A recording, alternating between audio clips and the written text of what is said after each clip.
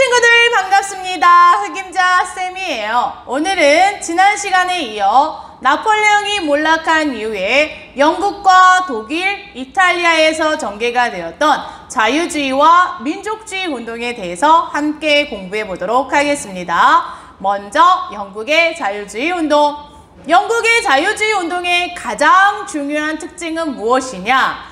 다른 나라들과는 달리 혁명이라는 방법을 통해서 자유주의 운동이 전개가 된 게 아니라 의회를 통해서 점진적으로 하나씩 개인의 자유와 권리가 확대가 된 게 가장 중요한 특징이 되겠습니다. 선생님과 함께 같이 정리를 해볼까요? 영국 자유주의 운동의 핵심이 무엇이다, 친구들? 그렇죠. 점진적인 개혁을 통해, 여러분 점진적이라는 게 무슨 말인지 알죠? 하나씩 확대가 되었다. 스텝 바이 스텝. 자, 알고 있죠? 점진적인 개혁을 통해 누구에 의해서? 의회에 의해서 이루어지게 되었다. 자, 그러면 어떻게 이렇게 하나씩 확대가 되어 가는지 함께 살펴보도록 하겠습니다. 먼저 정치적인 부분에서 어떻게 전개가 되었을까요? 자, 여러분 프랑스의 7월 혁명의 이제 영향으로 영국에서도 본격적으로 선거권 확대 운동이 전개가 되는데요.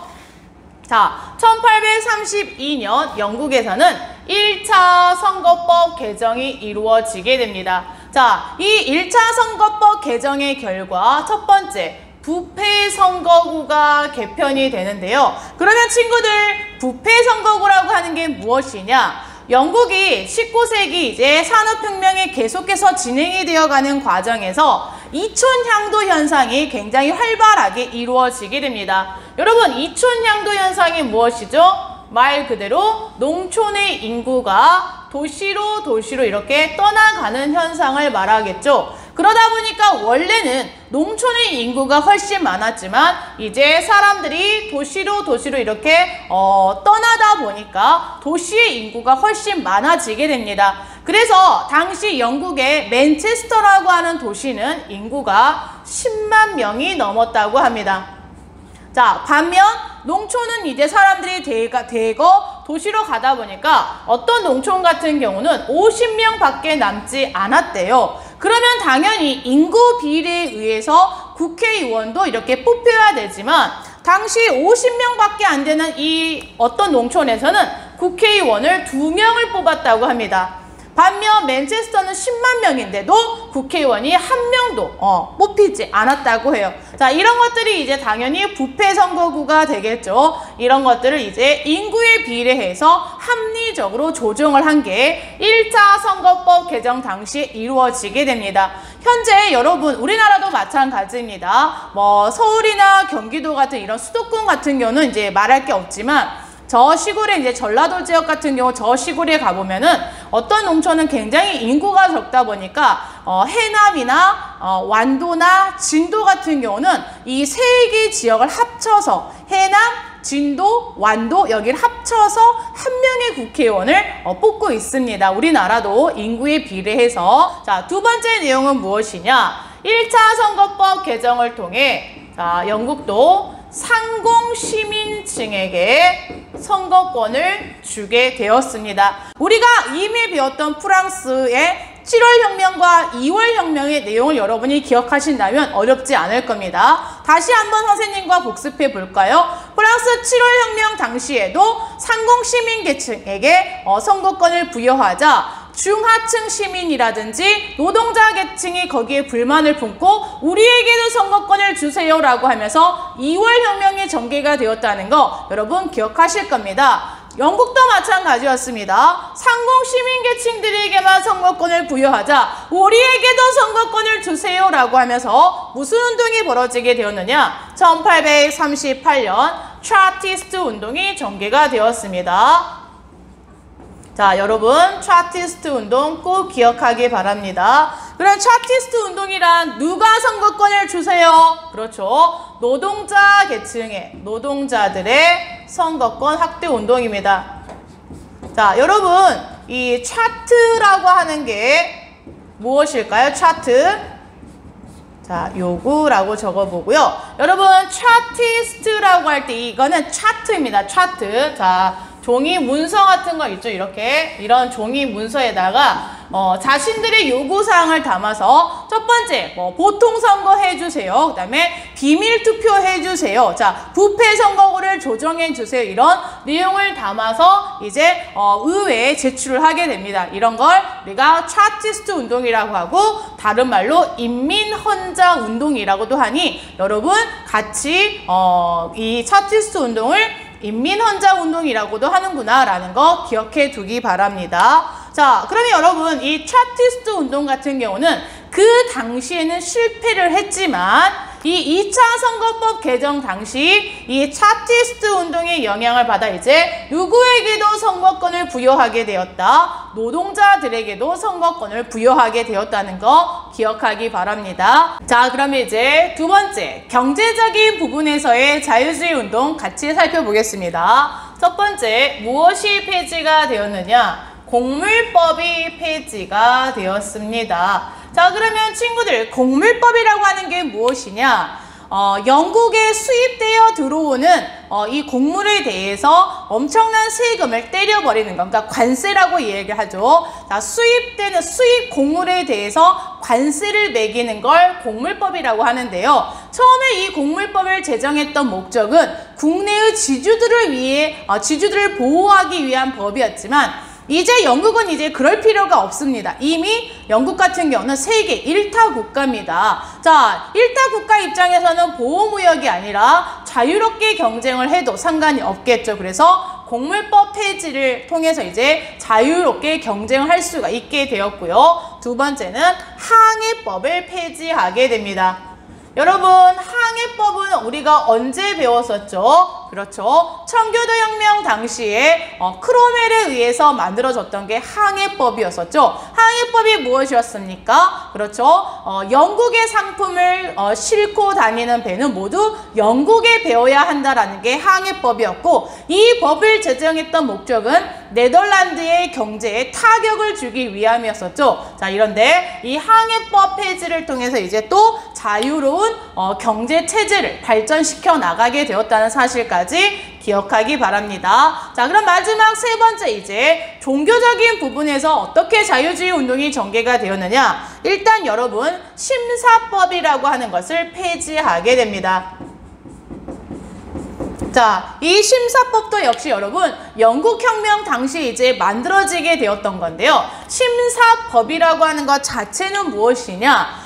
쉽게 말하면 이거예요. 영국에서 내가 공무원이 되고 싶다 그러면 일단 종교가 영국의 국교도여야 한다라는 게 심사법입니다. 그럼 여러분 영국의 국교도 신자가 아닌 사람들, 예를 들면 청교도라든지 가톨릭 교도들 같은 경우는 내가 아무리 능력이 뛰어나도 공무원이 될 수 없다는 얘기잖아요. 그러니까 쉽게 말하면 종교적인 차별이 되겠죠. 자, 이런 심사법을 폐지하고 카톨릭 교도들을 해방한다는 해방령을 통해 자, 쉽게 말하면 여러분 종교에 대한 차별을 폐지했다라고 보면 됩니다.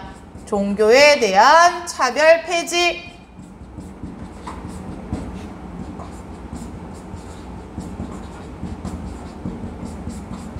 자, 이렇게 해서 영국의 자유주의 운동까지 우리가 같이 살펴봤습니다. 여러분, 독일 같은 경우에는 크게 4단계의 과정을 거쳐서 통일이 이루어지게 되니 1단계부터 4단계까지의 과정을 잘 구분해서 기억하기 바랍니다. 자, 그러면 독일은 비인체제 성립 이후에 약 40여 개의 연방들로 구성이 되어 있었는데요. 자, 그 중에 북쪽에서 크게 세력을 형성하고 있었던 나라 중에 프로이센이라고 하는 나라가 있었고요. 자, 남쪽에서 크게 세력을 갖고 있던 나라는 오스트리아였습니다.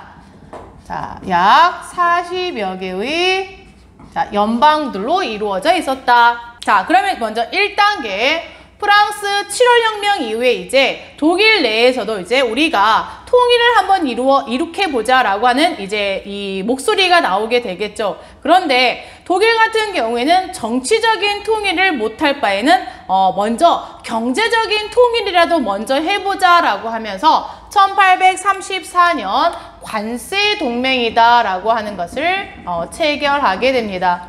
여러분, 관세가 무엇인지는 선생님이 여러 차례 설명을 했었죠. 그러면 관세 동맹이 무엇이다? 자, 독일 내에서 각 국가들끼리 교육을 할 때 뭐를 없애보자? 관세를 없앰으로써 자유롭게 교육을 해보자. 그래서 경제적인 통일을 먼저 이루게 되었습니다. 선생님이 항상 이 독일을 공부할 때 항상 우리 남한과 북한을 생각하게 되는데요. 우리도 결국에는 한민족이기 때문에 언젠가는 통일을 이루어야 되겠지만 선생님 개인적으로는 이제 이 통일을 하려면 많은 준비가 필요하잖아요. 우리도 어느 날 갑자기 정치적인 통일을 먼저 하다 보면은 상당히 많은 혼란이 생길 거라고 생각을 합니다. 그래서 그런 정치적인 통일을 하기에 앞서 우리도 경제적으로 이제 서로 교류도 활발하게 하고 문화적으로도 교류를 하고 먼저 해야 될 것 같아요. 왜냐하면 우리가 북한과 이제 남한이 이렇게 분단이 되어서 산지 70여 년이 넘어가다 보니까 상당히 많은 부분에서 차이가 느껴지는 게 사실입니다. 가장 단적으로 여러분, 우리 언어에서 느껴지는 이질감이 상당하죠. 북한의 뉴스를 여러분 본 적이 있습니까? 북한의 대표적인 아나운서라고 하는 리춘희 아나운서의 이 방송을 보면은 같은 한글을 쓰고 있는데도 상당히 어색하죠. 선생님, 여러분이 이제 이 북한 리춘희 아나운서의 뉴스를 선생님이 직접 보여주고 싶어서 이 자리에 모시고 싶지만 모실 수가 없어서 선생님이 리춘희 아나운서의 짝퉁 버전인 저희 집에 저와 함께 살고 있는 허춘희 아나운서를 이 자리에 모셔봤습니다. 잠시 북한 뉴스 감상하고 가보겠습니다. 조선민주주의인민공화국 김정일 동지께서 서거하시었다. 여러분, 이렇게 북한 뉴스를 이렇게 딱 보다 보면은 이런 억양이나 이런 거에서 이제 상당히 다르고 차이가 느껴지는 걸 볼 수가 있죠. 이런 것들을 이제 우리가 언젠가는 극복을 하고 통일을 해야 된다라고 선생님 개인적으로는 생각을 합니다. 다시 독일로 이제 돌아가 볼까요? 독일도 이제 먼저 정치적인 통일이 아니라 경제적인 통일을 이루었다는 사실 기억하기. 그 다음에 2단계.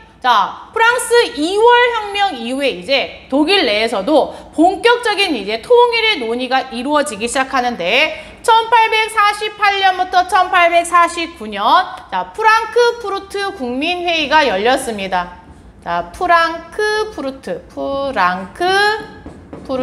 국민회의. 여기에서 그렇다면 우리가 통일을 하는 건 맞는데 어떤 방법으로 통일을 해야 될 것이냐, 통일 방법이 논의가 되었겠죠. 여기에서 두 가지의 방안이 나옵니다. 하나는 대독일주의, 그 다음에 또 하나는 소독일주의인데요. 그러면 대독일주의라고 하는 건 무엇이냐, 이 남쪽에 있는 오스트리아를 중심으로 해서 모든 독일 연방을 하나로 통일하자라고 하는 게 대독일주의고요. 소독일주의라고 하는 건 무엇이다? 북쪽에 있는 프로이센을 중심으로 통일을 하자는 논의입니다. 그러면 대독일주의와 소독일주의의 가장 큰 차이점은 무엇이냐? 여러분, 이 남쪽에 있는 오스트리아 같은 경우에는 민족 구성원이 다양합니다. 여러분, 독일 하면 우리가 게르만족이잖아요. 하지만 이 오스트리아 같은 경우는 워낙 이 영토가 넓다 보니까 게르만족들이 대다수이긴 하지만 슬라브족이라든지 라틴 계열의 민족들이 같이 섞여서 살고 있습니다. 그런데 이제 이 당시 프랑크푸르트 국민회의에서는 게르만족을 중심으로 온리 게르만족을 중심으로 통일을 해야 되느냐, 아니면 비게르만족들도 같이 통일을 해야 되느냐를 가지고 상당히 충돌을 하게 됩니다. 그 중에 이제 소독일주의가 말 그대로 프로이센을 중심으로 통일을 한다는 건 바로 오스트리아를 제외한다는 거죠. 오스트리아를 제외하고 온리 누구를 중심으로 통일을 하자? 그렇죠. 온리 비게르만족을 중심으로 통일을 하자라고 하는 게 소독일주의가 되겠습니다. 자, 반면 대독일주의는 오스트리아를 중심으로 해서 비게르만족들도 같이 통일을 하자라는 논인데요. 자, 이 프랑크푸르트 국민회의에서는 소독일주의가 채택이 됩니다. 자, 그래서 이 방안을 당시 프로이센의 국왕에게 이제 제출을 하지만 프로이센의 국왕이 이 제안을 거절을 하면서 이 소독일주의 방법으로 통일을 달성하는 건 실패로 돌아가게 됩니다. 자, 그럼 이제 3단계. 자, 당시 프로이센의 국왕이었던 비렐름 1세와 이 비렐름 1세가 등용했던 최고의 외교 천재가 있죠. 바로 그 사람 누구일까요? 비스마르크입니다. 여러분, 비스마르크라고 하는 사람 꼭 기억해야 되는데요. 이 비스마르크 같은 경우는 생각을 했던 거죠. 야, 봐라. 프랑크푸르트 국민회의에서 니네가 아무리 자유롭게 토의와 토론의 방법을 통해서 자, 이렇게 통일을 하자고 했지만 그거 됐냐? 안 되지 않았냐? 결국에 토의나 토론 같은 이런 자유주의적인 방법으로는 절대로 독일의 통일을 이룰 수 없다라고 생각을 했던 사람이 비스마르크였고요. 그러면 비스마르크의 생각은 뭐냐? 독일의 통일은 결국에 철과 혈을 통해서만 가능하다고 생각을 했습니다. 철과 혈, 이게 비스마르크의 유명한 철혈 정책이 됩니다. 그럼 여러분, 철이 무엇입니까? 철? 이게 바로 무기가 되겠죠. 무기. 그 다음에 혈이 무엇입니까? 피잖아요. 결국에 무기를 가지고 전쟁이라는 방법을 통해서만 통일을 이룰 수 있다라고 생각을 했던 사람이 비스마르크가 되겠습니다. 여러분, 이 비스마르크 같은 경우는 굉장히 성격이 강직한 인물로 알려져 있는데 그의 강직함을 잘 보여주고 있는 유명한 에피소드가 하나 있습니다. 어느 날 비스마르크가 자기의 친구와 함께 이제 사냥을 갔다 돌아오는 길이었는데 친구가 그만 발을 헛디뎌가지고 늪에 빠지고 말았어요. 자, 이제 친구가 살려달라고 막 허우적대면서 Help me! Help me! 막 이렇게 외쳤겠죠. 근데 비스마르크는 이제 여러 가지 방법을 써봤지만 친구를 구할 수가 없었대요. 자, 그러자 어떻게 했을까요? 친구를 향해서 자기 주머니에 있던 총을 딱 꺼내가지고 친구를 향해 겨눕니다. 자, 그러니까 이제 이 늪에서 허우적대고 있던 친구가 너무 기가 막히겠죠.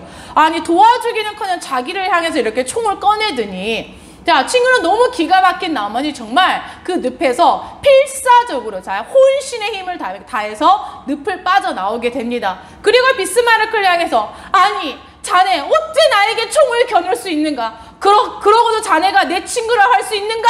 이렇게 원망 섞인 소리를 했습니다. 그러자 비스마르크가 친구를 향해서 한마디 했죠. 어떤 소리를 했을까요? 여러분이 비스마르크라면 친구에게 어떤 말을 해주고 싶습니까?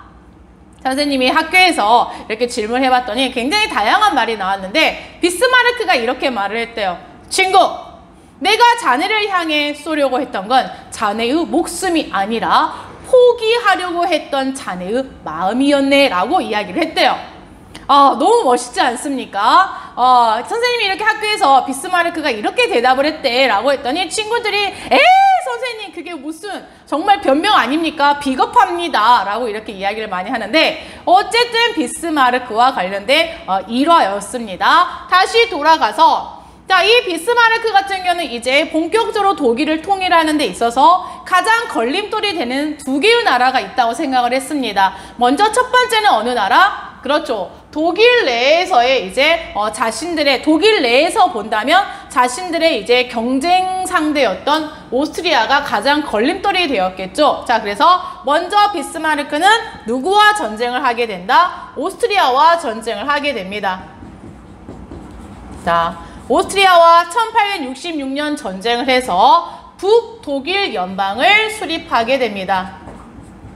자, 1867년 북독일 연방을 수립하게 되었다는 거, 여러분 전체를 통일한 게 아니라 일단은 이 북쪽 지역만 통일하게 되었다는 거 기억합니다. 자, 그런데 이제 여기서 이 비스마르크가 진짜 외교의 천재다라는 걸 어디서 알 수가 있느냐? 여러분, 이 프로이센을 중심으로 해서 이제 독일의 통일이 지금 이루어지고 있잖아요.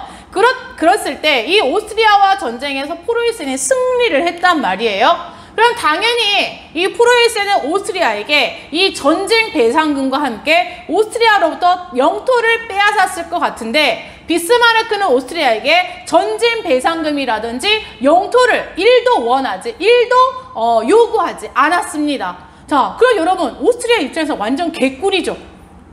저 프로이센이 분명히 전쟁 배상금과 영토를 달라고 할 거야 라고 이렇게 생각하고 있었는데 비스마르크가 전쟁 배상금은커녕 영토도 요구하지 않으니까 완전 개꿀이었습니다. 그럼 여러분 이 비스마르크는 왜 오스트리아에게 자 그런 요구를 1도 하지 않았을까요?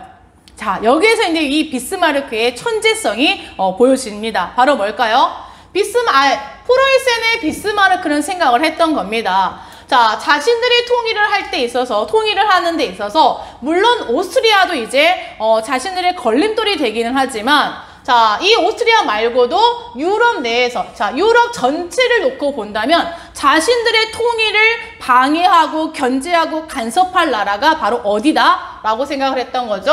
그렇죠. 바로 나폴레옹 이후에 최고의 육군을 자랑하고 있던 프랑스라고 생각을 했습니다. 그럼 머지않아 언젠가는 이 비스마르크의 생각으로는 이 프랑스와도 전쟁을 해야 될 텐데 자기들이 이제 완벽한 독일 제국을 수립하려면 프랑스와 언젠가는 전쟁을 해야 될지도 모르는데 만약에 이때 오스트리아와 이 프로이센이 척을 져서 자 오스트리아가 만약에 프랑스 편을 들어버린다면 자신들이 상당히 힘들어질 거라고 생각을 했던 거죠. 그래서 오스트리아와 척을 지지 않고 영토도 요구하지 않고 배상금도 요구하지 않았습니다. 대신 나중에 우리가 프랑스와 전쟁을 할지도 모르는데 그때 프랑스 편만 들어주지 말아달라라고 요구를 했던 겁니다.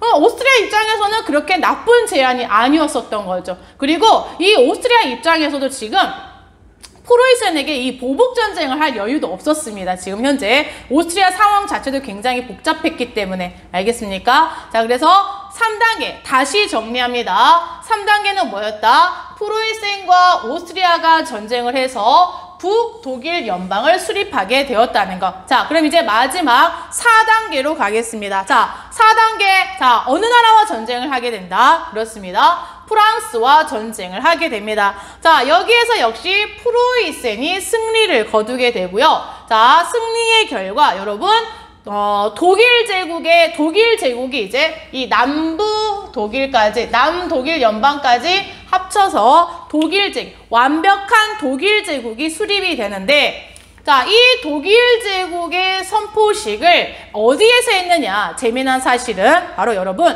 프랑스 베르사유 궁전에서 했습니다. 베르사유 궁전. 자, 여러분 이게 프랑스 사람들 입장에서는 상당히 치욕스러운 내용이 되겠죠. 여러분 그거랑 비슷한 내용 아닙니까? 쉽게 말하면 일본 국왕의 사람들 이야기는 일본 국왕의 즉위식을 우리나라 경복궁에서 했다. 완전히 이건 이제 정말 개빡치는 일이죠. 어쨌든 이 비렐름 1세가 자, 황제의 자리에 올라가게 되고요. 자, 이 황제 즉위식을 프랑스 베르사유 궁전에서 했다는 사실까지. 자, 여러분 독일 통일의 과정을 1단계부터 4단계까지 이렇게 정리를 해봤습니다. 자, 그러면 마지막 이탈리아의 통일운동 같이 공부해 보도록 하겠습니다. 친구들, 이 이탈리아 같은 경우에도 다 당시에 크게 3개로 쪼개져 있었다고 보면 됩니다. 자, 이 하얀색이 샤르데냐 왕국이었었고요. 이 파란색 중부에 있었던 게 교황력, 빨간색이 시칠리아 왕국과 이렇게 나폴리 왕국으로 이렇게 분열이 되어 있었는데 이 이탈리아에도 이제 이 나폴레옹의 영향으로 민족주의의 바람이 불면서 본격적으로 이제 통일의 어떤 움직임이 보여지기 시작하겠죠. 자, 이 이탈리아 같은 경우는 여러분 크게 3명의 인물을 기억을 해야 됩니다. 우리가 앞에서 공부했던 독일 같은 경우에는 4단계의 과정을 거쳐서 통일이 이루어졌다면 이탈리아는 3명의 인물을 중심으로 통일이 이루어졌으니 3사람을 기억을 해야 되겠죠. 자, 그러면 먼저 첫 번째 어떤 이탈리아의 통일에 정신적인 역할을 담당했던 사람이 마치니라고 하는 사람입니다. 마치니. 자, 이름부터가 마치니잖아요. 마치니. 자, 이탈리아의 분열을 맞춰보자. 이탈리아를 통일해보자 라고 했었던 사람이었고요. 두 번째, 어떤 정치적으로 큰 역할을 했었던 사람이 샤르데냐 왕국의 제상이었던 카보우르라고 하는 사람입니다. 카보우르. 자, 그 다음에 마지막으로 정말 우리나라의 이순신급의 영웅 정도로 추앙받고 있는 이탈리아인들에게 자, 가리발디라고 하는 사람이 있습니다. 자, 그래서 이 세 사람을 중심으로 이제 어떻게 이탈리아가 통일을 해 나가는지 하나하나 과정 살펴보겠습니다. 자, 마치니 같은 경우에는 일단 청년 이탈리아 당을 결성을 하는데요. 청년 이탈리아당 결성을 통해 자, 통일을 이제 본격적으로 시작을 하려고 합니다. 자, 그런데 이 마치니의 이 통일운동은 실패하게 되는데 왜냐하면 마치니 같은 경우는 공화주의자였습니다. 그러니까 왕이 없는 정치 체제로 이탈리아를 통일하려고 했었던 거죠. 그러다 보니 당시에는 아직까지 이 공화주의가 이탈리아에서는 먹히지 않았던 겁니다. 왕을 중심으로 이제 통일을 하려고 했었던 사람들이 많았던 상황에서 마치니의 그런 공화주의적인 생각은 상당히 시대를 앞서 나갔다라고 생각을 하면 좋을 것 같습니다. 자, 그럼 이제 두 번째, 이 카보우르. 자, 어떤 사람이었느냐? 여러분, 지도에 이 샤르데냐 왕국 보이시죠? 자, 왕이 아니라 샤르데냐 왕국의 제상입니다. 자, 샤르데냐의 제상이었다. 그러니까 여러분, 우리가 앞에서 비스마르크 같은 경우에도 프로이센의 제상이었다라고 얘기했었죠. 카보우르도 샤르데냐의 제상이었던 만큼 비슷한 면이 많기 때문에 비스마르크와 카보우르 여러분 연결해서 상당히 문제가 출제가 많이 되고 있습니다. 잘 기억하기 바랍니다. 카보우르 같은 경우에는 이 이탈리아의 통일을 하는 데 있어서 가장 큰 걸림돌이었던 두 개의 큰 산을 넘어야 된다고 생각을 했습니다. 그 중에 첫 번째가 바로 이 이탈리아에 큰 영향력을 행사하고 있었던 나라가 바로 오스트리아였는데요. 그래서 이 오스트리아와의 전쟁을 준비하고 있었습니다. 자, 샤르데냐와 자, 누가 전쟁을 하게 되었다? 그렇죠. 오스트리아가 전쟁을 하게 되었습니다. 1859년에. 자, 이때 여러분 샤르데냐 왕국은 누구를 끌어들였느냐? 쉽게 말하면 누구의 도움을 받았느냐? 여러분 프랑스의 도움을 받았습니다. 자, 프랑스를 끌어들여서 오스트리아와 전쟁을 수행했던 거죠. 이 프랑스 당시 국왕이 국왕이 누구였느냐? 당시 유럽에 유명한 오지라퍼가 있었죠. 바로 나폴레옹 3세였습니다. 나폴레옹 3세 같은 경우에는 별명이 오지라퍼, 낄 때 안 낄 때 다 꼈었던 거죠. 이 프랑스를 끌어들여 오스트리아와 전쟁을 하게 되는데, 그럼 친구들, 자, 궁금한 점이 어떤 점이 생겨야 되느냐? 왜 프랑스는 샤르데냐를 도와주었냐 이거죠. 자, 그건 이제 뭐 여러 가지 이유가 있었지만 그 전에 우리가 이제 크림 전쟁이라고 하는 게 있었는데 우리가 아직 학교에서 배우지 않았지만 크림 전쟁 당시에 영국과 그다음에 프랑스 이 샤르데냐 왕국이 하나의 팀이 되어서 러시아를 상대하게 되었던 거죠. 또 하나 당시 샤르데냐가 프랑스의 어떤 도움을 조건으로 프랑스의 니스와 사보이라고 하는 지역을 프랑스에 넘겨주게 되었던 겁니다. 그랬기 때문에 이제 프랑스가 샤르데냐의 편에 서서 오스트리아와 함께 싸워줬던 겁니다. 자, 어쨌든 샤르데냐와 오스트리아가 전쟁을 하게 되었고 그 결과 자, 중북부 지역을 통일하게 됩니다. 자, 샤르데냐는 중북부 지역을 통일하게 되었다.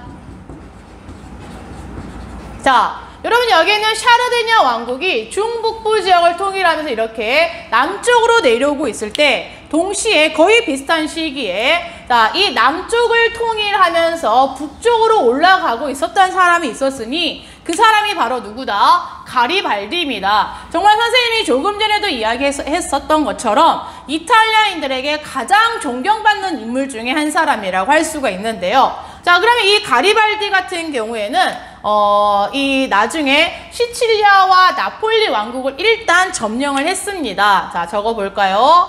시칠리아 왕국과 자, 어디? 나폴리 왕국을 점령을 했는데 이때 가리발디가 이끌었던 자, 군대가 있는데 그 군대가 무엇이냐? 여러분 꼭 기억하기 바랍니다. 교과서에는 의용군이라고도 하고 또 어떤 교과서에는 의용대라고도 하는데 자, 이들은 당시에 붉은 셔츠를 입고 싸웠다고 해서 붉은 셔츠단이라고 불렀습니다. 그래서 가리발드는 이 붉은 셔츠단이라고 하는 의용군을 이끌고 시칠리아 왕국과 나폴리 왕국을 점령하면서 자, 북쪽으로 올라가고 있었습니다. 자, 그럼 중요한 건 뭐냐? 카보르는 북쪽에서 내려오고 있고 가리발드는 남쪽에서 올라가고 있다 보니 딱 두 사람이 중간 지점에서 이제 맞닥뜨리게 된 거죠. 그러면 만약에 이 두 세력이 이렇게 전쟁을 하게 된다면 어떤 일이 벌어지겠습니까? 어느 한쪽이 이길 수는 있겠죠. 또 이기지 않는다 하더라도 이탈리아가 남과 북으로 이렇게 쪼개질 수가 있었던 상황인 거잖아요. 자, 이런 상황에서 정말 가리발디는 이탈리아의 통일이라고 하는 이 대의를 위해서 자신이 점령했던 시칠리아와 나폴리 왕국을 누구에게 헌납하게 되었다? 그렇습니다. 샤르데냐 왕에게 헌납하게 됩니다. 자, 시칠리아와 나폴리 왕국을 누구에게 헌납했다? 샤르데냐 왕에게 헌납했습니다. 자, 그럼으로써 이제 뭐가 수립이 되었다? 이탈리아 왕국이 수립이 되었습니다.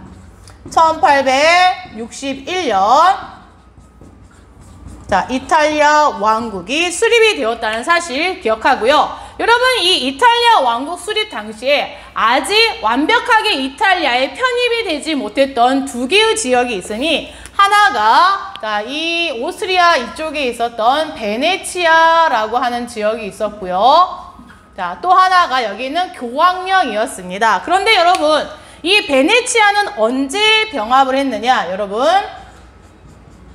베네치아 병합 언제 했느냐? 1866년에 하게 됩니다. 그러면 이걸 병합하게 된 계기는 뭐였느냐? 여러분, 우리가 앞에 독일의 통일을 공부할 때 했었는데 1866년 오스트리아가 프로이센과 전쟁을 하고 있는 이런 어수선한 상황에서 이탈리아가 베네치아를 병합해 버리게 되고요. 마지막 교황령. 자, 교황령은 언제 병합해 버리게 되었다? 1870년에 병합해 버리게 됩니다. 그러면 교황령은 어떤 상황에서 또 병합을 했느냐? 당시 이 교황령에 큰 영향력을 행사하고 있었던 나라가 프랑스였는데 프랑스가 프로이센과 전쟁하고 있는 상황에서 어수선한 상황에서 또다시 교황령까지 병합해 버리게 되면서 이제 1870년 완벽한 이탈리아의 통일이 이루어지게 되었던 겁니다. 자, 이렇게 해서 오늘 우리 영국의 자유주의 운동과 독일의 통일, 이탈리아의 통일까지 해서 19세기 자유주의와 민족주의 운동을 모두 마무리해 보도록 하겠습니다. 선생님과 함께 다음 시간에 더 재미난 내용으로 만나도록 하겠습니다. 안녕!